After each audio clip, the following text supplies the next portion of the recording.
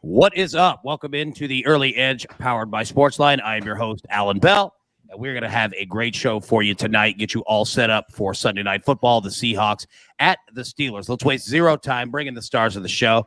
See my boys here looking sharp, M Squared and Prop Stars. M Squared, how we doing, buddy? I've been better, that's for sure. Has not been my day with the Browns. All the leans I gave were great, but the only two official plays, Browns minus 2.5, did not go my way, and unfortunately, it did not give me the game script for Rondale Moore. So I'm going to be staring at an 0-2 day so far. But yeah, I know what you mean. Great weekend with college football, all the things, just not fun so far today. No, for sure. I know exactly what you mean, man. I came in, I think today, like 4-1. The Browns killed me. The Broncos killed me. The Packers were nice. I got a little, dicey there at the end. But, yeah, it's been nuts. Prop Stars, how we doing, buddy? We're doing good, AB. What's up, Mikey? It's been a good day for me. I am 7-0 on my official SportsLine picks for the day. 9-0 on the week. One play still pending. We got a shot. It's Hunter Henry. Maybe he can get us 2 catches in this final 2 minutes. But, yeah, it's been quite the day. Yeah, go ahead. Good news. I got to interrupt. No, you guys are clearly not watching this game. No. Patriots just scored a 75-yard touchdown. They're back ahead. So now you've got some more Hunter Henry opportunity. They took 10 seconds off the clock, obviously, here. It's who scored it? Got the 2-minute warning, everything. Yeah, who scored it? Crazy. Kendrick Bourne, 75 yards from Mac Jones. Wow. This game is nuts. Yeah, that is crazy. Wow. Well, yeah, we were going to start the show, kind of go through some of the games that we had, just a couple of them, take a look. Keep me updated. Everybody in the chat, please drop in, what you see. Obviously, here in the meat locker, the TV is off because Lord knows, what commercials would come on during that. But yeah, and also hit like. Make sure to smash that like button. Make sure to hit subscribe. If we get to 500 likes, we'll give away 5 free year-long subscriptions to SportsLine. If we get to 1,000, we'll give away 10. So hit that like button now. And yeah, drop any questions that you have in the chat in regards to the game tonight, and we will definitely make sure to get there. All right, just some games of note that we've had today. Obviously, we got to sweat that one with Maestro, the Jacksonville and Miami game. Just taking a look here across the board. Let's start with the Arizona Cardinals and the Browns. Like you said, M Squared, that one hurt you. That one hurt me too. The Cardinals are 6-0, man, and they just went on the road without their head coach, without their GM, without 2 other coaches on the staff. And they beat up a Browns team 37-14. Any thoughts that you guys had from that one? Yeah, they made it look relatively easy, too. I mean, they just keep on winning, and they keep on winning convincingly, and they're winning a variety of ways. And, yeah, I've just been extremely impressed. You think they're due for a letdown, and they just keep showing up. So, yeah, they're just they look like the best team in football right now. I don't think it's I don't think there's actually I think they're clearly the best team in football. Kyler Murray getting it done a variety of ways. I thought the injuries would start to show a little bit with no Max Williams, but yeah, they just keep on ticking, keep on playing well, and the defense is also playing really well too. So yeah, they've been quite the story. Yeah, that's a great point. I mean, the defense is playing well, and that offense, I mean, it's just incredible. Kyler Murray is so efficient. He can play the short game. He can play the long game. M Squared, any thoughts that you have, from that one? I mean, yeah, they took care of business and won. I would say that they benefited from penalties, but they were actual penalties. It wasn't like they were phantom penalty calls that put them in good field position. They had the 3 turnovers that gave them starting field position, inside the red zone to start a drive. That really, really helped them. And I think the Browns were obviously shorthanded here. Kareem Hunt got hurt there. Beckham was hurt for a little bit of time. Baker was hurt during the game. Like, it was just a game that could not get over quick enough for the Browns. We'll see how long they lose Kareem Hunt for. He couldn't put any pressure on it. I don't know if it was truly just a calf or if it was a knee. But the way he was crying, the way he looked up there, it wouldn't shock me if he was completely out for the rest of the season even. We have no idea what it is, but usually someone like that who's had those knee injuries in the past, when they're crying like that, they typically know it's not good. So yeah, this is going to be like Baker. He came back in that game, but he could miss time as well after everything settles down after this game. So not a good day for the Cleveland Browns at all. It's crazy to me in the span of just 24 hours, they go from having the most depth of any backfield in football to, potentially losing. Obviously Nick Chubb's back next week, but if Hunt's out for the year, obviously Chubb is still banged up. It's quite the turn of fortune for them. No, it's a great point. It's almost like they fell into what the Ravens did, right before the season. That's an excellent point. Man, that's tough. You're right. They've lost a lot of depth quickly. Speaking of the Ravens, what in the world? Where did that come from? Just a massive blowout of the Los Angeles Chargers. That game ends. The Ravens win 34-6. Chief, look at Chief. Dude, I love it. Yeah, the Ravens handle business. M-Squared, any thoughts that you had out of that game? Frankly, it went exactly how I thought it would. I thought the Chargers would come out super flat. I loved the Ravens all week, and they performed. They had a few really fortunate breaks in that game as well. One of those, the biggest breaks in that game being that the Chargers were the Chargers. They just simply didn't convert at the high rate that they have been this season in terms of third down and some of the fourth downs that they go for. And at those key times, that's when Baltimore cashed in. And that's why it kind of like the Browns game. Frankly, the team just got off on the wrong foot in the game, and it kind of snowballed. And a lot of that, I think, is also due to the fact that those West Coast teams having that early start time on the road in a tough environment, you fall asleep for the first two drives of the game, it can really set you behind if you give up points on those drives. Yeah, you're right. Probs, say that.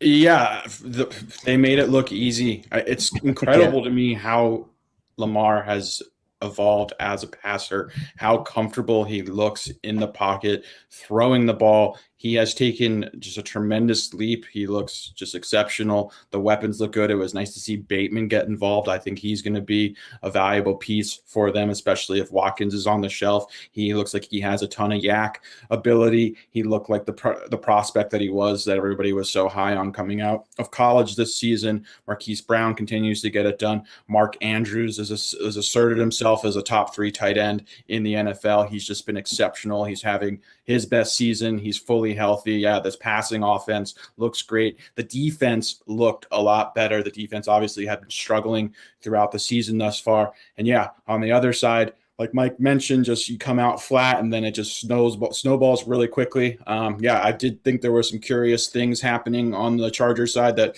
they went for it on 4th and 3 in the third quarter on their own 20-yard line. Yeah. That was an interesting play call. I know they were down 3 scores, but that's kind of an unconventional opportunity to go for it on 4th down. But yeah, Ravens look like one of the best teams in football for sure. Yeah, they love to make those.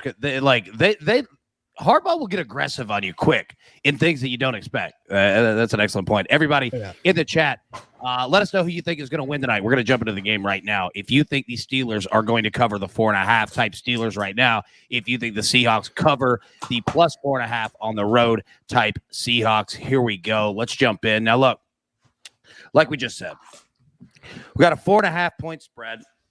What's our total sitting at right now? Anybody got it in front of them?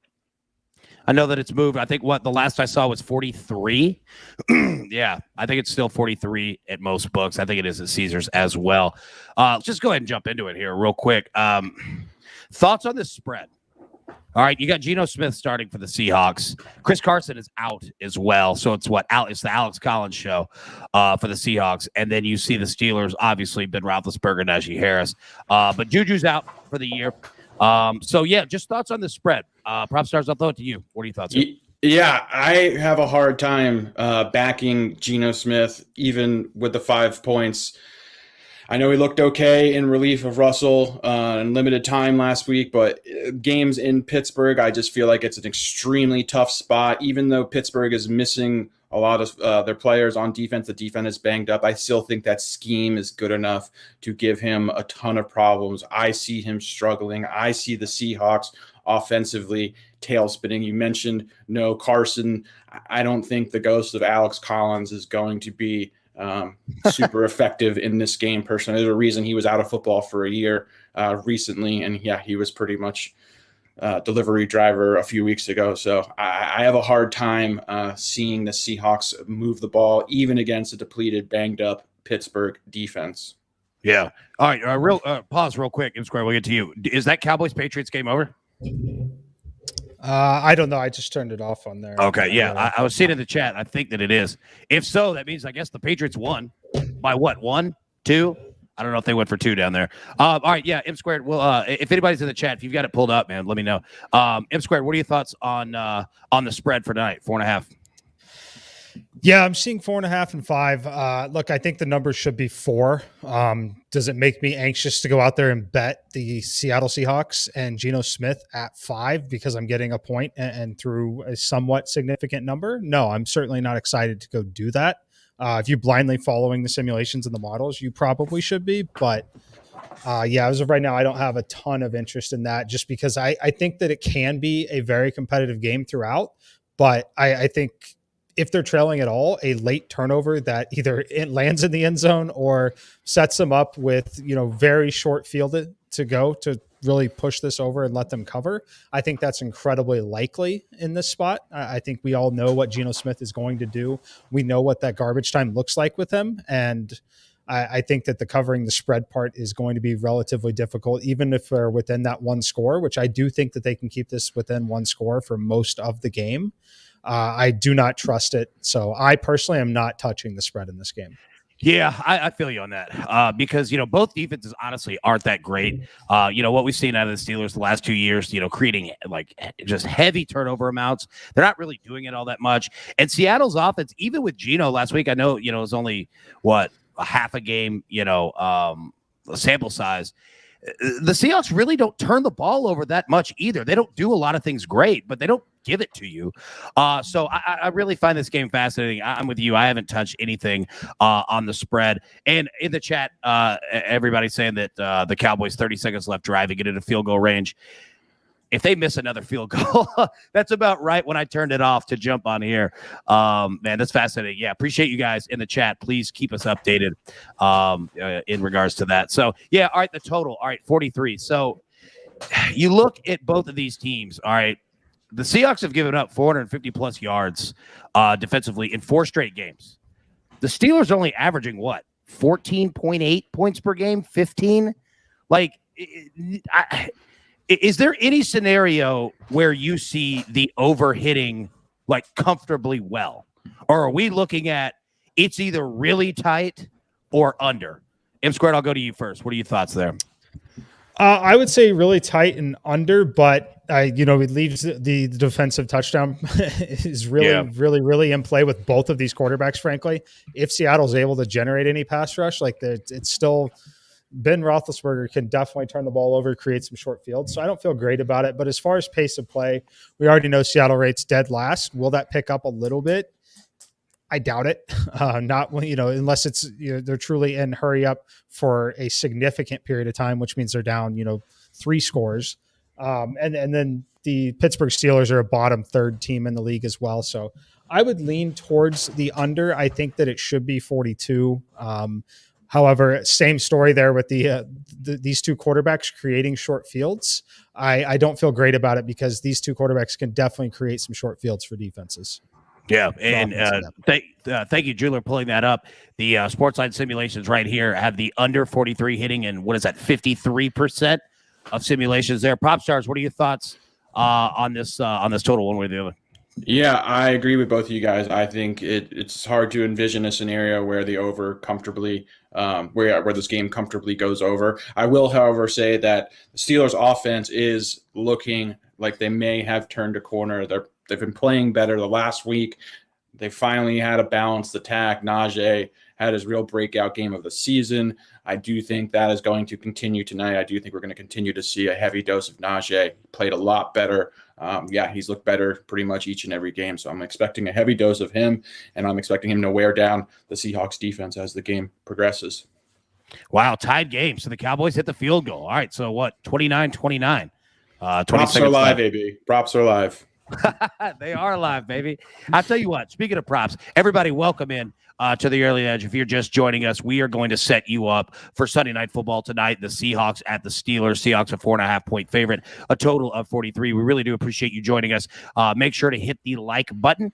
And if we get to 500 likes, we'll give away 5 subscriptions year long to SportsLine. If we get to 1,000, we will give away 10. So make sure to smash that. Tell everybody in the chat, do it, hit it. We want to give those away. Also, I want to jump in right now. props. All right. This is what I love. And especially it's what you guys love. You guys are fantastic at it. So just kind of setting the scene for this game. All right. We don't have let me take a step back.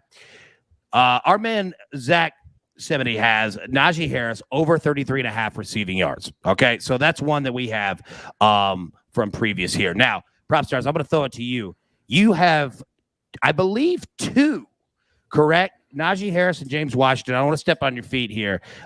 Hit us with the props that you have for this game, all of them. And then feel free to jump in anything that you like, anything that you thought about, got close to. What do you got, man? Yeah, for sure, AB. So, yeah, I gave out Najee Harris. I believe it was on our Friday prop extravaganza. I gave that out at 71.5 rushing yards. Jeweler told me before we went on that I believe it's at 80.5.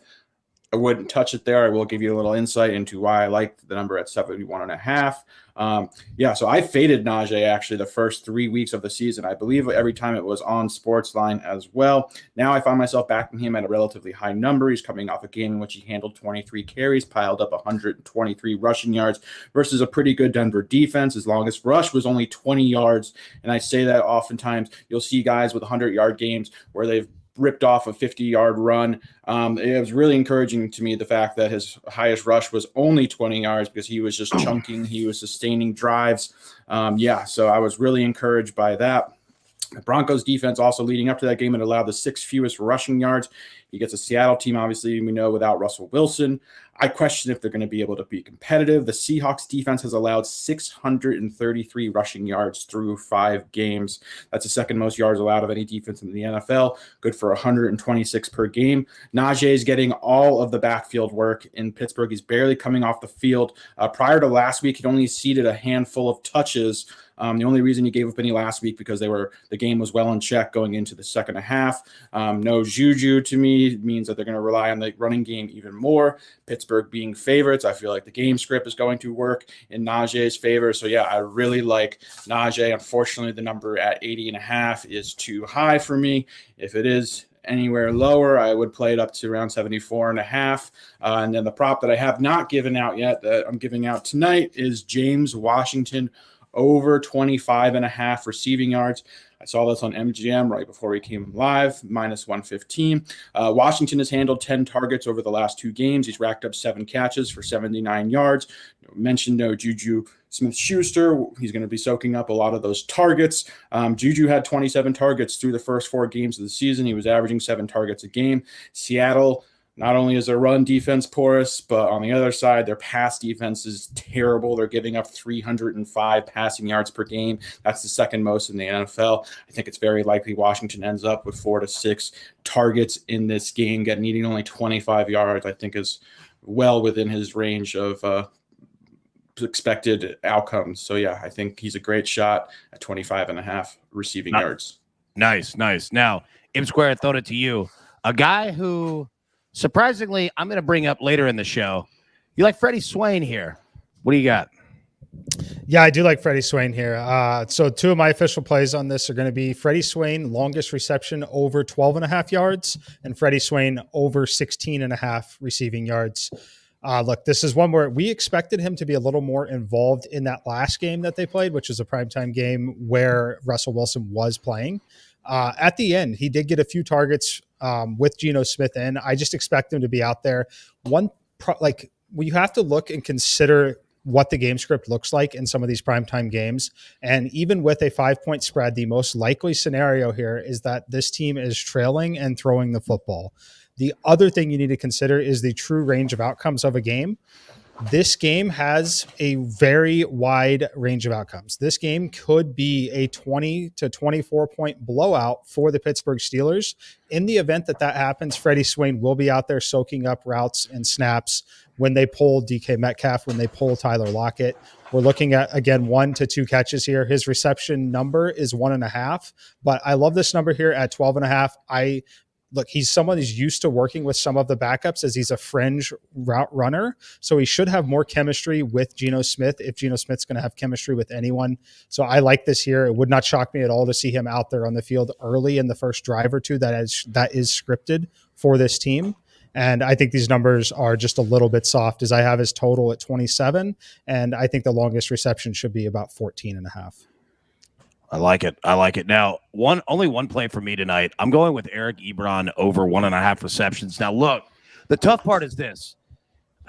The Seahawks actually do a pretty good job of covering tight ends. Now, they don't cover the short passing game very well at all, but they do cover tight ends pretty well. However, I think that they are going to do everything that they can to focus on stopping the run game, so it could leave those safety valves open. But I said valves and not valve, and that's the problem, is that these tight ends for the Steelers, between Eric Ebron, how do you pronounce it, Freiermuth? I want to make sure that I pronounce that correctly. Like, one, they're both not getting targets all that much. Two, Eric Ebron is almost impossible to trust to begin with, but this number's pretty low. And I think that if almost every scenario, except for just an immediate blowout by the Steelers, like right out of the gate, they're going to have to use the tight ends at some point.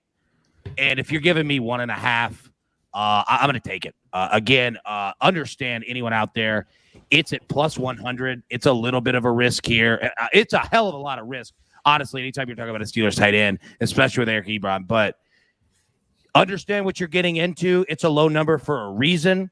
But I looked at a lot of props in this game, and in terms of receptions, gross. Like, there were a lot of high prices, man. A ton of high prices. So yeah, that's all that I have for tonight. Now, some questions from the chat here. I want to make sure that we get to these. So let's see here. Let's see. Let me find a good one. Harris over 35.5 receiving yards, minus 120 from Scott Sneed. Thoughts here? I tend to, since I'm backing him running, I personally think that it would require a game script where they are trailing. I do believe he's going to be involved in the passing game.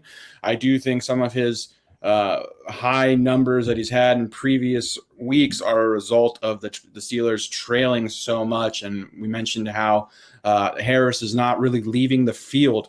So, yeah, in a game where they're favorited, where I expect them to win, I think that's the most likely range of outcome, is they're leading throughout this game, relying on that run game. I don't envision the Steelers having to play from behind too much. In a scenario where they are playing from behind, then I would really like the prop, because Najee does not come off the field. He's a very adept receiver for his size. He's got soft hands.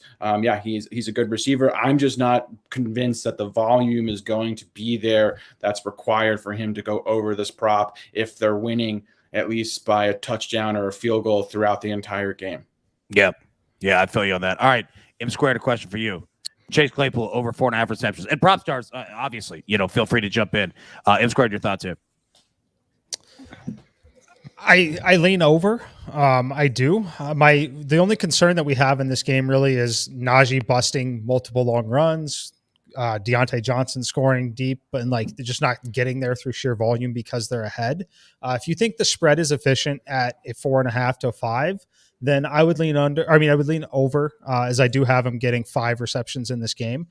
The question that I would have there is the 4.5. Is that only minus 110, or are you laying a lot of juice to get that number? Because that would be the only thing that really would scare me away on that.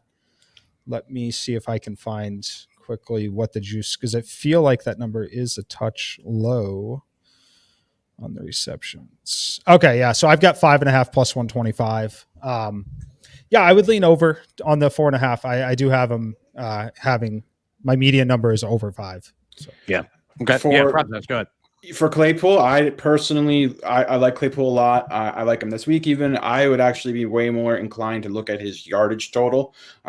Even when Juju has been hurt, he's never been a high volume player in the offense. He makes the most out of his targets. He's also a big play waiting to happen. So to me, I actually would be, if you're looking at Claypool, I'd be more interested or more leaning towards looking at his yardage total, just because he has massive big play potential. He can break off a big a big gain pretty much any target he gets. Great yak ability. So yeah, I think that his yards actually offer a little more safety to me than the catches. Now let's jump over to the other side real quick. Prop stars, stick with you, and then M Squared jump in after him. DK Metcalf, receiving yards 62 over. Thoughts here? Yeah, I think this is a pretty friendly number. DK did get not to interrupt you. I was going to say, like, that number seems very low, but obviously Geno Smith, not Russell Wilson. Continue, sorry. No, yeah, I'm with you, AB. The number does seem really low. It jumped out to me as being at least 5 to 7 yards lower than what I anticipated it opening at, even with Geno Smith behind center. But what we did see in the minimal sample that we do have, which is, like AB, you mentioned, like maybe slightly less than one half of football, Geno looked okay.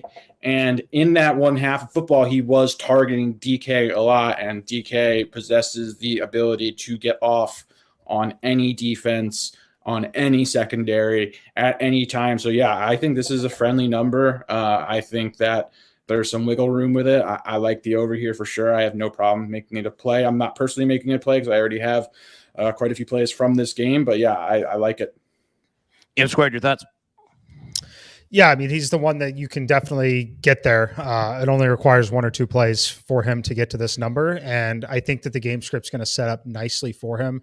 It's just going to be a matter of, can Geno get him the ball? But, if Russ was playing, obviously we would not be getting 64.5 on this number, and even in this matchup, in this situation. So I think the number is probably 6 to 7 yards too soft. So take that with, if you want to play, if you're comfortable with those margins, just understand that you're dealing with a little more variance than a normal situation for him. Yeah. Jeweler, if you could pull up on Caesars Sportsbook right there, pull up the quarterbacks here. I want to take a look at their numbers. I want to see Ben Roethlisberger. I want to see Geno Smith, yardage. I think the last I saw Ben was 255.5. I think Geno was 225.5. It might have changed in the last, 30 minutes or so. What do we got here? Yeah, 225.5 for Geno. What is that? 255? I can't read. 255 for Ben Roethlisberger. Prop stars, your thoughts as you see the passing yards, and then what are we'll pull up. We'll talk completions in a minute. Just the yardage. All right. Yeah. So for the yardage, for me, I feel. Regarding Ben's number, I think it's a little bit high, or at least too high for me to potentially be, or personally be comfortable playing the over. Reason being because I think the Steelers are going to want to run the ball as much as possible. I think they want to be as balanced as possible. I think it would be an ideal game plan for them if by the end of this game there's something close to a 50-50 split. That likely means they've won. They've covered the spread. They've won by maybe double digits, and they've won, pretty much from they probably score in the first or second drive and then just go from there, then just maintain momentum from there. So, yeah, I personally think for this number to go over would require the game being more competitive than I am envisioning it being. So, therefore, I don't like the over. Yeah, with Roethlisberger, it's tough because I think up to this point, he's averaging 5 air yards per pass. Like it is incredibly low, right? You're either going to need a ton of yak or you're going to need a lot to happen there. M Squared, your thoughts on Ben, Geno? Yeah, I mean, it's interesting. They're so dependent on the game scripts, but if I had to play one of them, it's crazy as it sounds, like I'd probably play Ben's over. I think that there's chances that he's got enough big play receivers. Like there's just chances, right? There's chances that he can throw the ball, a screen pass to Najee that he takes to the house. He's got options. And I think that in these games, like this sounds a little crazy, but this is what I truly believe in a primetime spot.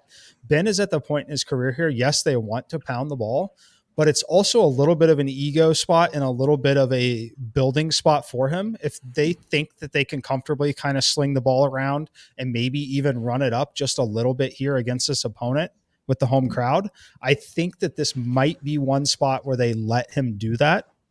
So if I had to play one of these two, I would actually lean towards the over. I just think the 255.5 is a little soft. I think it should be 268, 269, somewhere in there. Wow. So it looks like the Cowboys just won and covered, I guess, right? Yeah, wow. CeeDee Lamb game-ending touchdown.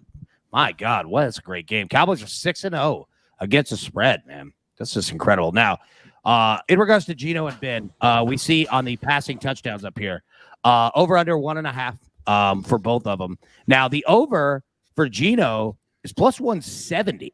Roethlisberger over 1.5, minus 145. I certainly get why they have those at those prices, but it feels to me like Geno would get there possibly better than Ben. I don't know. Prop Stars, your thoughts, man, on those 1.5s? Yeah, I think with at plus 170, I'd be more inclined to go there with Geno. I think, like we've mentioned, the game script is going to favor him having to throw the ball a lot. It's hard for me to imagine Alex Collins having a big night, even against this banged up Steelers defense. The Steelers defense has been vulnerable through the air. They are missing multiple starters. I think he's just going to have to throw a lot, and they have the weapons on the perimeter with Lockett and DK Metcalf, who can take one pass and turn it into a touchdown, even if it's, a short pass. That they're just extremely explosive and they just possess huge playability. Yeah, at plus 170, I think it's actually not the worst spot in the world. What do you think, Mike? Yeah, no, if I'm playing one of the two, it's definitely going to be Geno Smith there at plus 170. That number should only be about plus 120, 125. So it's, it's a value play. The thing that I like to caution with on these is, like, you hear it's a value play, it's one you should make. And that's mostly true if you're committed to doing that game after game, game after game. However, you're not going to have the opportunity to really continue to invest in this kind of a situation super often. So for that reason, it's okay to sit it out. But if you're someone who's just out there value hunting and wants a decent shot here, yeah, I definitely think that if you're playing this at all, I do like the over 1.5 for Geno. It's just, if you get that, you might consider at least not playing the under in the game. All right, so here's a question for you guys. All right, I want to talk chaos theory here real quick.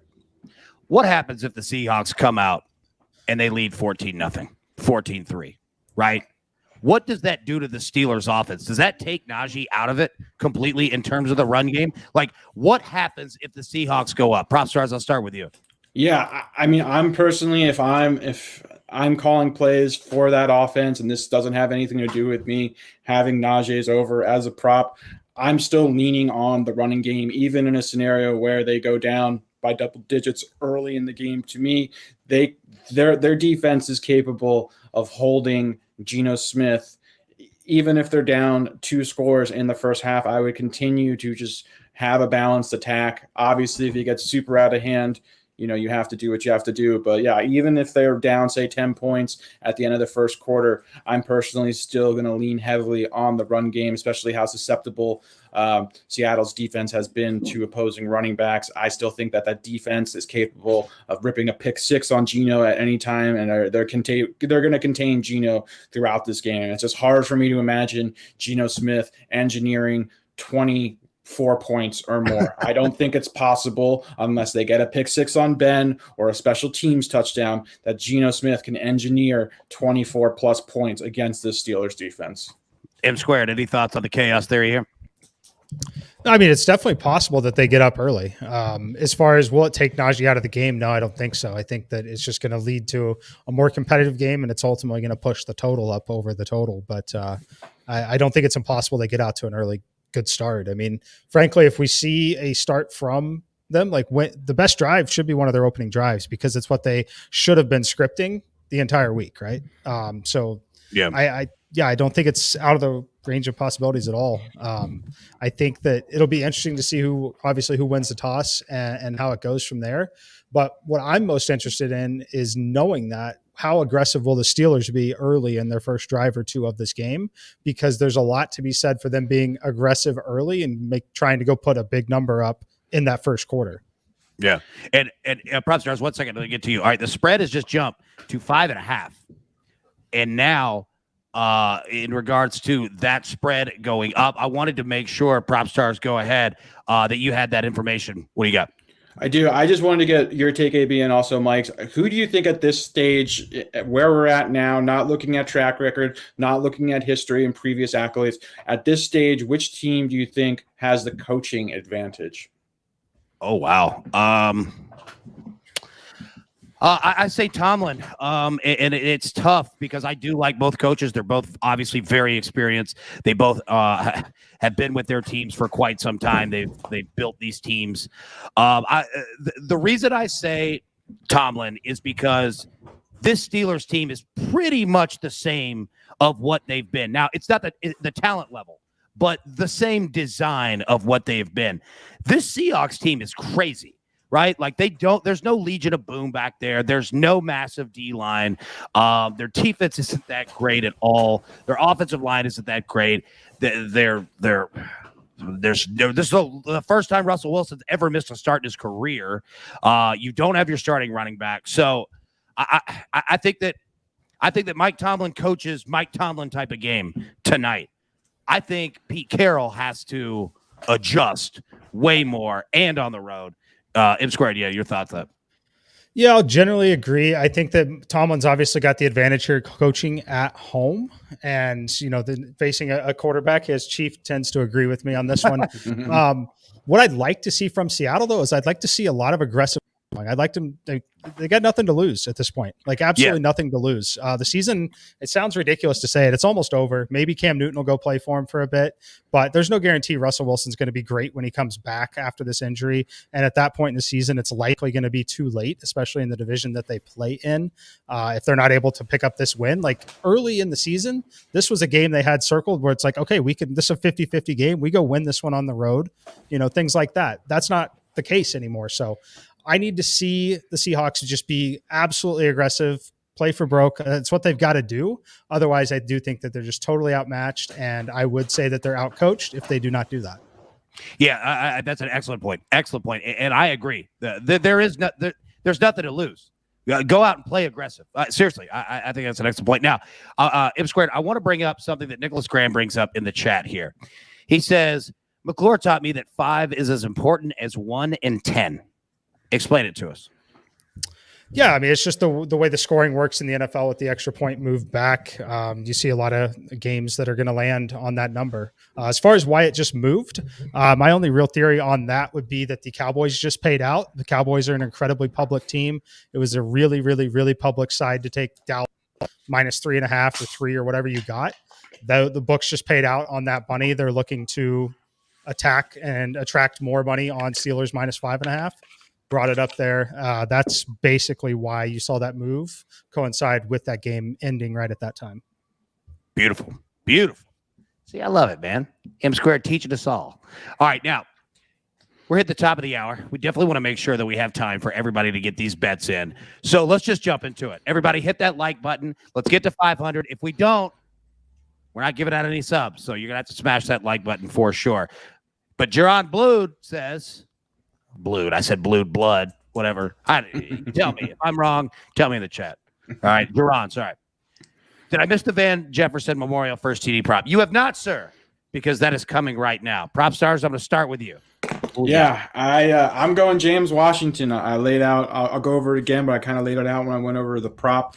I think he's being slightly undervalued. He's at plus 1,700. He's handled 10 targets over the last 2 games. One of those games, Juju was also playing a little bit. He's racked up 7 catches for 79 yards. To me, he's the clear third option in this passing attack. And honestly, Claypool has not gotten the type of volume that a player of his caliber frankly deserves. So I would not be surprised, frankly, to see Washington end up with more targets than Claypool. Do I think that should be the case? Absolutely not, but it would not surprise me. No Juju means that Washington is going to be soaking up a lot of additional targets. Juju had 27 targets through 4 games. He was averaging 7 a game. Seattle giving up so many passing yards, 305.6 yards per game, second most in the NFL. They rank in the bottom 5 in pretty much every single defensive metric. Yeah, Washington is an explosive option. He's capable of taking one to the house. I like him at plus 1,700. M squared. Yeah, I love that play a lot. I have a lot of Washington and daily fantasy tonight, so I do love those plays. One for me, I love the long shots on the underdog. That's going to be the Seattle Seahawks. I like DJ Dallas, 35-1 plus 3,500. He ran a lot of routes in terms of actual pass catching. He was on the field a lot more than Travis Homer in that last game. Now that could change in this one. And if you want to go on Homer at I believe plus 5,000, maybe plus 6,500 on some books, I think that's fine. But I'm going to be looking for some of the non-traditional pass catchers on the Seattle side, particularly players that would have been working with Geno Smith all season in the second units. That's going to be Freddie Swain. It's going to be DJ Dallas. It's going to be Travis Homer. DJ Dallas and Travis Homer both are very good backs at catching passes out of the backfield. DJ Dallas was in there. I guess they thought he was the better pass blocker at times, is why he got more run in that last game. But at 3,500, I like those two running backs. You could call the Travis Homer if you want to play it. Play both of them, but I've already played I've already played DJ Dallas. Yeah, I'm going with Freddie Swain for exactly what you mentioned. One, in terms of his targets, he's received them from both QBs, and like you said, I was trying to find someone that Geno Smith had experience with on the practice field, right? When he's running with twos, when he, might get, a couple reps with the ones. Like, those are the kind of guys that I want to find. And I could see that if they get in a red zone situation, that they use DK almost as, someone to bring the Steelers defense around, right? And use something to get somebody like Swain open. So last I saw, he was plus 2,100. I've seen in some books he was plus 23. So somewhere around there. So those three we have. I'm on Freddie Swain. Mike's on DJ Dallas. Alex is on James Washington. All right. So I want to reset it here. I want to bring it up, and I want to bring it back because we're going to make sure that we hit you with everything that you need for tonight. You've got all the picks, and you can get it in before all of them jump up. So, Jeweler, if we could bring up the recap of everyone's picks tonight, that would be great. I know that I just threw that at you, so take your time. Alex, hit us with your picks. What do you have? M Squared, you follow him. What are your picks on the night as well? Yeah, so I've got two. One I gave out earlier on our Friday prop extravaganza. It's at 2 p.m. Eastern for those of you who missed it and want to watch it in the future. It's just strictly props for an hour, me, Dave, Richard, and the coach. But yeah, I gave out Najee Harris over 71.5 yards. This is further reason why you need to watch that, because it's currently up to 80.5 yards, where I would not play it. But yeah, I love Najee tonight. I think he's just set up to have a very good game versus a very susceptible, very soft, very weak Seattle defense that has been terrible. They're giving up they've given up 633 rushing yards this season. That's 126 per game, second most allowed. Najee's getting all of the backfield work for the Steelers. He's also coming off a 123-yard performance versus Denver last week. He's looked better and better every single week. The offensive line, dare I say, is even playing better for Pittsburgh. So yeah, I love Najee Harris, but that number's not available. So I caution you, do not play this over 74, 75.5. The other play that I have that is available is James Washington over 25.5 receiving yards. This number should have been in the mid-30s to me. I have him projected in the low 40s. He's handled 10 targets over the last 2 weeks. Juju Washington is injured on injured reserve. Washington is going to soak up a lot of those targets. Juju had 27 targets through 4 games. He was averaging nearly 7 targets a game. I anticipate James Washington having 5 to 7 targets tonight. Seattle, in addition to having a terrible run defense, has a terrible pass defense as well. They're giving up 305.6 passing yards per game, second most in the NFL. Getting 4 to 6 targets versus this defense on the Steelers offense, I think, is just has a floor in the low 30s. So yeah, I absolutely love James Washington over 25.5 receiving yards. Beautiful. M Squared, hit us with your 2. Yeah, my same player, Freddie Swain. I just think he's going to have the opportunity to get there tonight. I'm expecting them to at least be in a competitive game, if not down by multiple scores. I think Freddie Swain's going to get that action. I do think that the Pittsburgh Steelers, if they get up 10 plus points in this game, I think they're going to fall back into a prevent defense and really just let the clock run and melt it away. I think that they're going to invite some of these shorter routes here, and I think they're obviously still going to key on the big plays on Metcalf and Lockett. So Freddie Swain, someone who's worked with Geno Smith on the second unit, he's been in the for a while now. He should be out there on the field running routes in pretty every scenario except for the scenario that the Seahawks are up by at least 2 touchdowns, which I don't really envision that scenario tonight.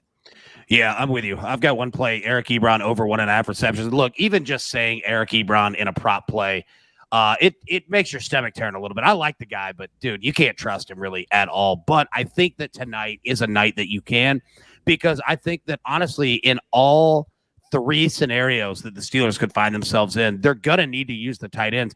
Now, like we talked about, you're dealing with not only Ebron, but you're dealing with Fryer, but you actually deal with three tight ends the Steelers can roll out. So they don't give a lot of attempts overall, and you're going to split in between 2 and 3. So that was really tough. But I feel like Ebron, this is the game for him for, at least over 1.5 at plus 100. Now, some notes that we had from previous shows.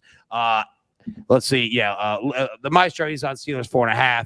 Matt Severance, he's on the Steelers -4. RJ White's on the Steelers -4. So those guys felt good with that lower number, kind of, M squared exactly where you said. I wanted to hit some notes in the chat before we do in this thing. D Fresh says, look, thanks for the show again. Finally just joined SportsLine a couple of days ago. Man, we appreciate you guys. Seriously.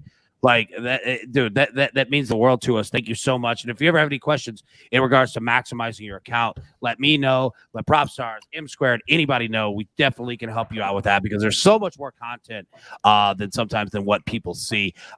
Yeah, go ahead. Prop Stars, what you got, buddy? I watched those videos you did, AB, that I just saw where you just talked about how to maximize your subscription with SportsLine. I personally have spent a lot of time on SportsLine on the subscription, and I found it incredibly informative. I learned a ton of stuff. It's on the SportsLine YouTube channel. I believe AB posted yesterday on his Twitter. I'll retweet it tonight.